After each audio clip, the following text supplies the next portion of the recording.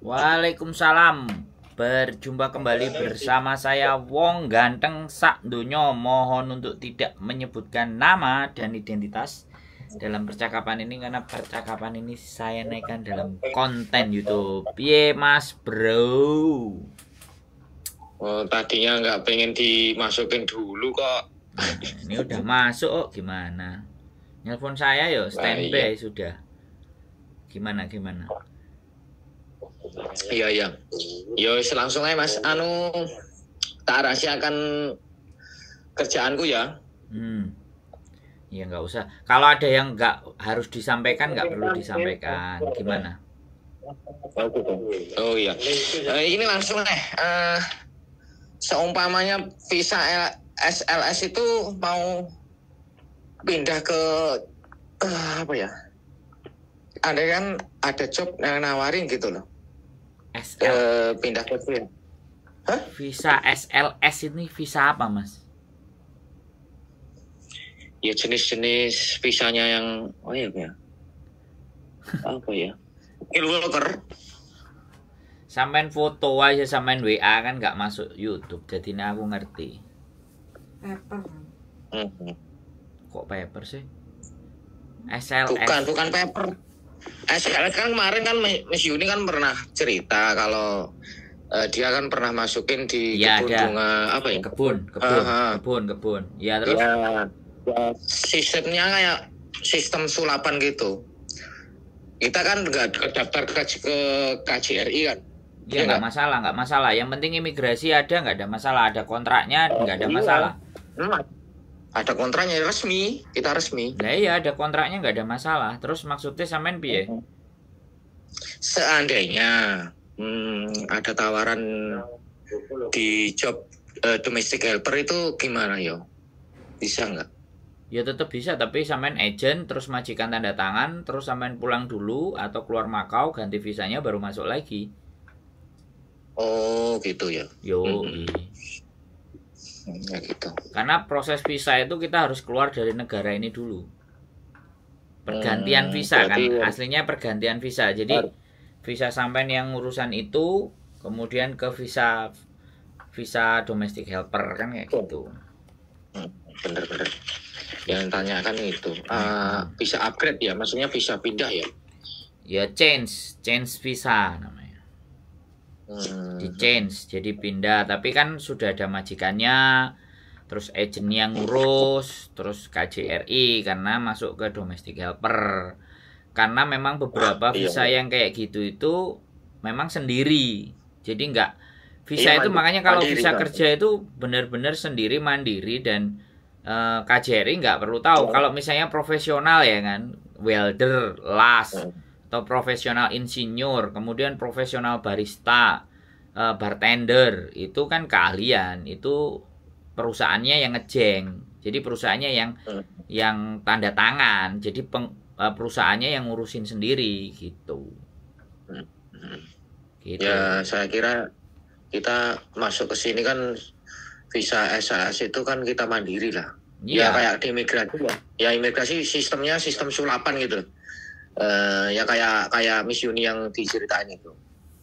Enggak, kalau sampean ngomong sistemnya sulapan itu aku masih nggak masuk. Yang penting kalau sampean masuk dan ke imigrasi itu sampean bisa diterima, ya kan? Jadi kalau karena ini statusnya kan sekali lagi aku nggak ngelihat visa sampean, aku kan nggak ngelihat visa yang kayak gimana bentuknya dan seperti apa, aku kan nggak ngelihat. Karena setiap lembaran visa itu selalu akan ada. Jadi biasanya tercantum yang di kertas putih itu tercantum. Jadi siapa yang guarantornya itu siapa. Terus sampai di situ ada apa dan sampai tanggal berapa permitnya. Itu pasti ada visa itu. Nah kalau aku nggak baca itu, aku nggak bisa make sure visa apa yang ada di dalam diri sampean. Kalau saya loh ya, kalau saya ditanyain sampean jauh omongan kayak gini ya. Karena setiap hal yang masuk ke Hong Kong itu pasti terdata. Ya kecuali kalau turis, turis bisa masuk berarti nggak kena random check gitu loh. Jadi masuk. biasanya, tapi statusnya jadi turis. Tapi kalau visa yang sampean sebutkan tadi, karena aku belum pernah tahu bentuknya, walaupun Miss Yuni pernah ngomong, kontraknya juga pernah ngomong, tapi kan kita harus tahu, kalau tahu visanya kan jadi ngerti gitu. Jadi tahu visa itu visa apa gitu loh jadinya. Karena saya nggak tahu bentuknya dan gambarnya, ya saya nggak bisa ngomong apakah itu visa pekerjaan, terus sampean juga bilangnya sulapan. Aku kan sekali lagi ndak masuk dalam logikaku gitu loh. Ya, apa yang sampean sampaikan itu aku ya kita terdaftar. Ya kemarin kan ke imigrasi, KTP, terdaftar. Nah iya, kenapa kalau sudah kedaftar, kenapa sampean harus change ke domestic helper? Udah langsung aja itu dipakai gitu loh, buat kerja, cari kerja, atau kerja apa yang tertera di visa itu kan pasti ada toh Mas. Guarantornya kan juga ada. Kecuali loh ya, wah sampean ngomong terdaftar tapi tidak bisa menunjukkan visanya. Nah ini kan pertanyaan buat saya. Iya benar. Sebenarnya mau ke situ langsung lah. Kalau makanya jadi saya kalau orang telepon, saya itu menganalisa gitu. Saya mendengarkan. Kalau ada yang menurut saya itu nggak pas dan ganjil dan janggal, saya pasti akan logikaku tak pikir gitu loh. Jadi nggak apa-apa, nggak ada masalah, nggak perlu sampaikan juga nggak masalah. Tapi di nalarku, selama aku nggak bisa ngelihat bentuk visanya sampean, nah aku nggak tahu. Jadi sekali lagi aku langsung ngomong, aku nggak tahu visa yang sampean sebutkan itu visa yang bagaimana, aku nggak tahu gitu loh. Tapi kalau aku sudah ngelihat lembaran itu visanya, aku akan ngerti. Oh ini visa ke apa, mau gimana, mau seperti apa. Nah, oke, wis kita berbicara visa seperti itu ya. Kalau sampean mau change domestic helper, make sure, pastikan sampean ada majikannya yang mau ngejeng. Terus ada agensinya. Gitu. Jadi tanda tangan. Nah, setelah tanda tangan, sebenarnya setelah habis tanda tangan, submit ke KJRI. Setelah submit ke KJRI, baru submit ke imigrasi. Baru nanti visa domestic helpernya itu bisa keluar. Dan itu perjalanan itu bisa sampai 2 bulanan. Dan di saat itu ongoing proses, kalau bisa sampean tidak di Hong Kong. Posisinya itu begitu. Karena ketika keluar ya. Nah, ketika itu ongoing proses, sampean masih di dalam, itu kasusnya nanti kayak saya. Saya pernah apply domestic helper, ada majikan yang mau, ada agent yang ngurus, tapi saya selalu extend keluar masuk Hong Kong 4 bulan. Waktu itu langsung visa apply saya nggak approve. Itu apa harus memenuhi syaratnya sampai visanya habis atau gimana, Mas? Ya enggak, makanya gini loh Mas. Visa sampean sekarang ya oke lah, sampean nggak tahu pakai visa apa yang sampean sebut, sampean udah bisa masuk. Di situ kan ada tertera tanggal, ya. Tertera tanggal. Nah, kalau tertera tanggal sampai tanggal berapa, ya sampean hanya bisa diizinkan sesuai dengan yang tertera tanggal ada di situ gitu loh. Nah, setelah ada di situ, nah kalau sampean mau cari majikan apa, manfaatkan waktu. Begitu ada dapat majikan, ya begitu dapat majikan kemudian tanda tangan, kemudian agent. Nah, setelah agent ngasih tahu ini mau submit ke imigrasi. Jadi itu wajibnya sampean harus keluar, karena kalau itu sampai dicek dan posisi sampean ada di dalam, itu persoalan Mas. Oh gitu. Jadi sampean harus koordinasi sama agentnya. Ini udah masuk ke imigrasi. Kayak kemarin, kayak kasusnya kayak gini nih Mas. Anak nge-break kontrak, terus cari majikan baru ya. Nah, pada saat anak break kontrak, visanya kan sebenarnya masih terdaftar di majikan lama, tapi dia mau break kontrak, terus dia mau pindah ke majikan baru. Nah, pada saat pindah ke majikan baru ini, imigrasi submit, tapi visanya tidak akan dia keluarkan sebelum dia benar-benar mendapatkan bukti cap dari Indonesia. Jadi imigrasi Indonesia itu kan ada capnya, berarti dia masuk lagi tanggal Indonesia, dan dia akan cross check tanggal berapa dia keluar dari Hong Kong, dan ada capnya Indonesia, berarti benar orang ini pulang ke Indonesia. Baru imigrasi Hong Kong akan mengeluarkan visa dia yang terbaru di majikan yang baru. Itu konsepnya. Berarti harus keluar Hong Kong ke Indonesia dulu ya? Ya, makanya bisa keluar Hong Kong nyampe Indonesia. Kalau sometime agent juga bisa dari Hong Kong dia pindah geser ke Macau. Nggak ada masalah. Intinya kalau dia mau change, kalau mau proses visa lagi, selama proses visa itu dia harus keluar.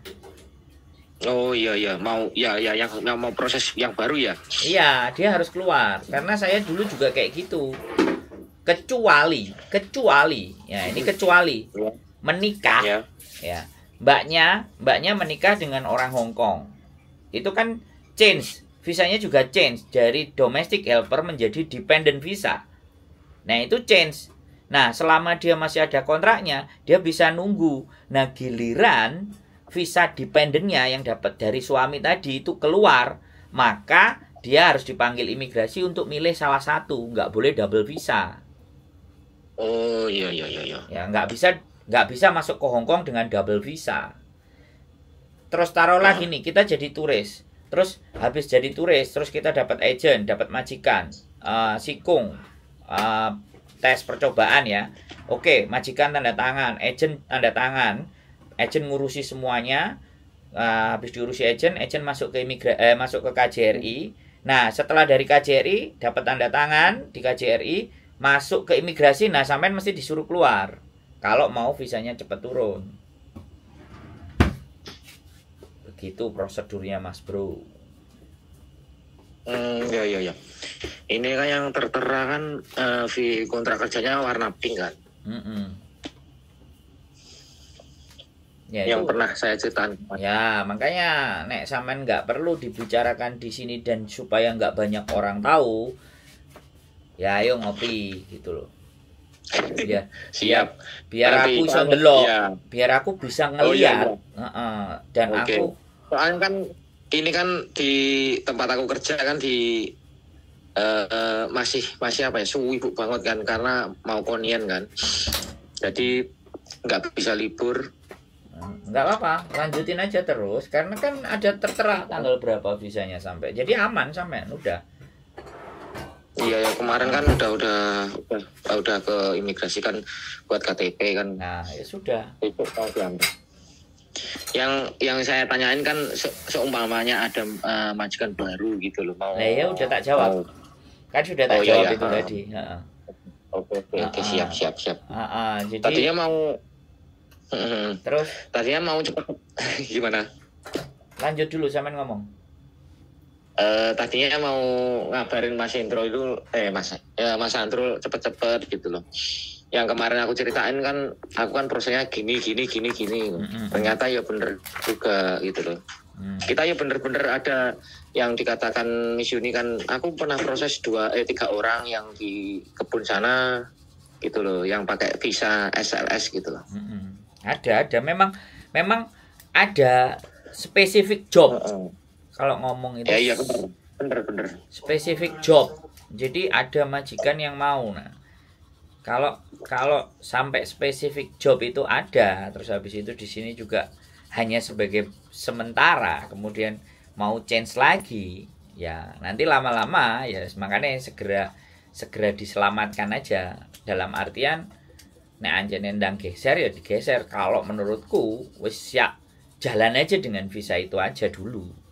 Jangan berpikir domestic helper dulu, wis yang itu dijalani dulu. Kalau itu memang ada yang dijalani, kalau memang tidak ada yang dijalani, ya apapun yang bisa dijalani itu. Yang penting kalau sampean berkeliaran itu kan bisa ditunjukkan visanya ada gitu loh. Ada. Makanya ada. Itu artinya ketemu siapapun dan apapun nggak ada masalah. Tapi masalahnya kalau spesifik job itu sampean gunakan untuk cuci piring dan ada penggerbekan, nah itu beda persoalan. Iya kan di luar job itu. Nah, itu kan beda persoalan. Makanya saya bilang gitu. Nah, kalau itu kayak papan lah.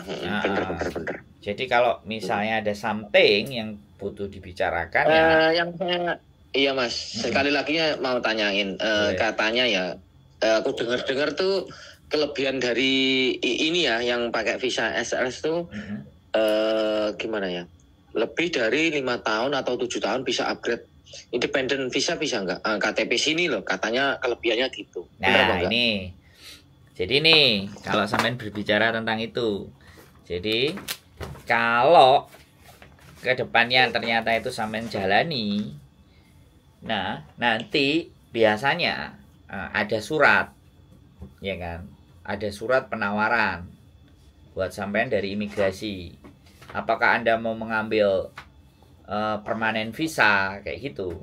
Jadi dijalani 7 tahun. Jadi kalau bener itu ada Mas ya? Ya kalau memang pekerjaannya sampean ternyata ya secara pajak bayar, secara MPF bayar, otomatis permanen itu juga bisa diberikan. Karena ketika tidak ada kontribusi MPF, pembayaran pajak, karena gajinya under kayak mbak-mbak nih kan 4873 ini kalau setahun pun nggak sampai berapa, makanya itu pun walaupun lebih dari 7 tahun 10 tahun itu tidak akan bisa dapat permanen. Tapi kalau kayak sampean gajinya bisa mencapai 15.000, 20.000 atau 25.000 atau jelek-jeleknya standarnya Hongkong 18.000 itu masih bisa selama company-nya itu support gitu loh. Dan sampean ada rekod pembayaran MPF dan pajak tahunan kalau seandainya penghasilan sampean itu masuk ke termnya pajak di Hong Kong gitu loh. Bisa dipahami nggak? Bisa. Jadi di situ. Kalau masalah gaji sih ya lebih dari lah, cuma ya lebih dari lah. Beda lah. Ya makanya ditelateni aja. Ngapain geser ke domestic helper? Pertanyaan saya itu dari tadi sampean kenapa kok mau geser padahal sudah dapat visa itu gitu. Ini yang menjadi pertanyaan. Ya. Paham nggak? Kalau sampean nggak mau sebutin, kalau sampean nggak mau sebutin jangan disebutin. Tapi pertanyaan otak saya itu kenapa kok bisa begitu gitu. Nah itu kita jawab nanti kalau ketemuan aja. Ya bener. Ya itu masalahnya itu. Aku kalau ngomong ke sini kan nggak enak, dalam arti nggak enak itu kan agak ke privasi. Tahu, saya tahu arahnya gitu loh. Saya mengerti arahnya mau ke sana gitu loh. Karena ada something yang memang harus tidak dikomunikasikan ke publik. Siap. Itu harus ketemu aja dulu, ngobrol yang enak, cari, nggak usah buru-buru. Tapi saran saya udah yang ada di situ apa saja, cari kiri kanan atas bawah, yang penting baik-baik gitu aja. Yang penting baik-baik, terus ingat tujuan dari awal, karena mencongnya tujuan itu bisa menjadikan dampak ke kehidupan kita berikutnya gitu. Soalnya kan ya tahu sendirilah di sini tuh seperti apa sih pergaulannya, kayak gimana sih gitu kan. Mbak juga kayak gimana. Nah, itu kan yang menentukan. Kalau sampean bisa mengambil kesempatan, sebenarnya ketika visa sudah ada, jobnya sudah ada, sampean minta izin ke majikannya untuk apply sopir gitu loh. Jadi nanti kalau sudah ada gaji, ada cukup, apply sopir. Jadi kalau sampean sudah tambah lagi plus sopir, sudah itu wis senjata luar biasa. Karena sopir itu sekali kita deal SIM-nya ya, misalnya deal ya, tapi ya orang-orang bilang ngomong nggak segampang tes SIM di sini sama tes SIM di Indonesia, nggak segampang yang kita pikirin. Tapi begitu deal itu masa depan Mas, dan bisa di-renew, bisa di-renew. Bener. Soalnya gini Mas, aku tanyain gini ya. Saya tadi kan ngomong ke pindah ke domestic helper bisa nggak? Kalau saatnya bisa, ini kan ada sih tawaran dikit lah, maksudnya tawaran ya kayak menjurus ke situ, yang sampean ceritain ke situ, yang ada jobnya supir itu. Soalnya kan dia mau katakanlah minta lah ke situ, ke arah situ gitu. Yang sampean tadi bilang ke senjata itu. Makanya kan dengan visa sampean yang hari ini aja itu untuk mendaftar drive license itu udah bisa. Selama gitu. Selama yang garansi sampean itu memberikan surat rekomendasi. Gitu. Iya, Makanya yang garansi itu ngasih rekomendasi sampean bisa daftar SIM. Nah, kalau sudah daftar SIM ya memang SIM itu untuk bisa dapatnya kurang lebih ya kalau mulus lancar ya. Itu 8 bulan sampai 1 tahun. Mulus lancar itu, nggak ada yang gagal. Tes tulis tembus, tes praktek tembus. Habis itu nanti masa probation, percobaan 1 tahun. Setelah itu baru bawa mobil. Probation itu contohnya sampean bawa mobil tapi sampingnya itu sudah punya SIM yang fix, yang permanen gitu. Makanya itu namanya probation. Jadi, iya. Jadi kita bawa mobil tapi sebelah kita ini sudah punya SIM yang full. Ada pendampingnya. Itu probation. Nah, itu secara aturannya Hong Kong sih, tapi pada fakta dan kenyataannya teman-teman kadang-kadang probation ya sudah bawa sendiri. Ya percobaan itu ya. Tutup mata lah, tapi itu sudah keluar, itu SIM-nya udah keluar. Apa tulisannya probation. Bisa. Jadi ya intinya kembali lagi bahwa membaca peluang dan berkomunikasi dan berteman dengan kalangan yang tepat, ya kan? Karena sekali lagi ini Hong Kong ya, freestyle. Jadi kalau kita bicara Hong Kong itu freestyle, negara maju itu freestyle, gaya bebas, kita mau ngapain aja boleh. Tapi kalau sampai bergaulnya meleset, nggak pas, ya sudah salah alur nanti jatuhnya. Makanya kan saya benar-benar kan, saya dari posisi menjadi turis terus harus bagaimana sampai 23 bulan ya saya nata benar keadaan supaya memang posisi saya tetap aman terus. Kalau dilihat dan dibuka catatan di imigrasi itu keluar masuk gitu loh. Dan itu juga tapi akhirnya ya visa dependent saya juga bisa keluar dengan perjuangan dari istri saya sih. Istri saya siapapun pokoknya yang menjadikan saya bisa hidup di Hong Kong ya wis istri saya wis. Iya. Jadi di situ beda. Makanya kan kalau sampean mau berjuang sendiri karena dengan visa itu dapat dependent, ya itu the best malahan. Wis berkat karya sampean sendiri, nggak ada orang lain. Menurut saya. Gitu. Berarti aku ini masih bisa dikatain gimana ya, mau ketemu Mas Sandro bisa dikatain ini bisa upgrade atau enggaknya ke situ ya, maksudnya kayak ya bisa. Kalau visanya sampean itu upgrade itu bisa, karena kan gini nih Mas ya, ada ini saya kasih contoh lagi ya, kan ada company construction company di Hong Kong itu diberikan kuota untuk ngambil orang-orang dari Timur Tengah. Bisa dari India, bisa dari Pakistan, bisa dari Bangladesh. Rata-rata sih India, Pakistan. Yang badannya gede-gede. Nah, ya kemungkinan visanya ya nggak jauh beda kayak sampean. Jadi spesifik. Ya pekerjaan. Misalnya yang bagian ngangkat-ngangkat, yang bagian ngawasi. Pokoknya yang membutuhkan badan dan tenaga gede. Nah, banyak itu company terus diizinkan dari India. Makanya kan di sini ada orang India dan Pakistan yang punya KTP. Ya bisa dari konstruksi tadi. Dan dia bertahan di perusahaan itu selama 7 tahun.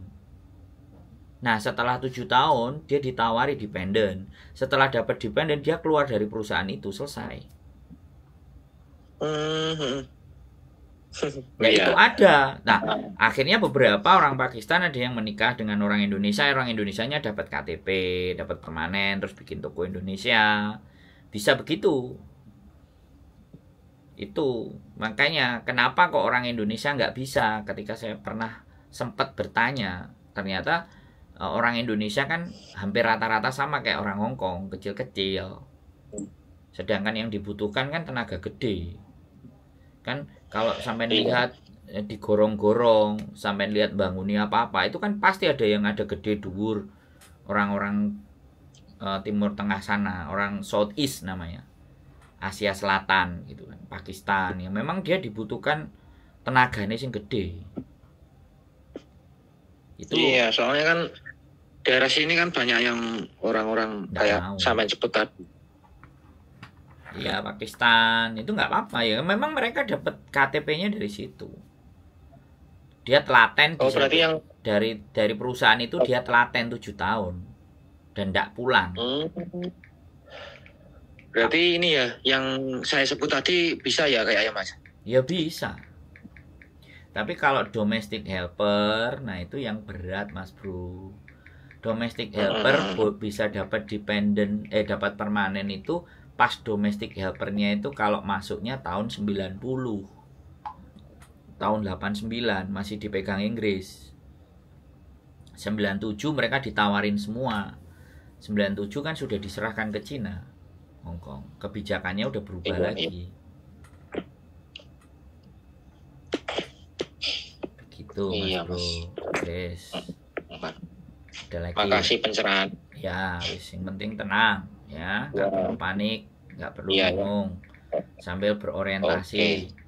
Terus bahasanya dipertajam, terus koneksinya dengan orang Hong Kong harus diluaskan. Kalau kalau mau naik levelnya ke berikutnya. Iya, soalnya kan aku lihat kan ini SLS ini apa bisa upgrade ke arah situ atau gimana? Bisa kan lah.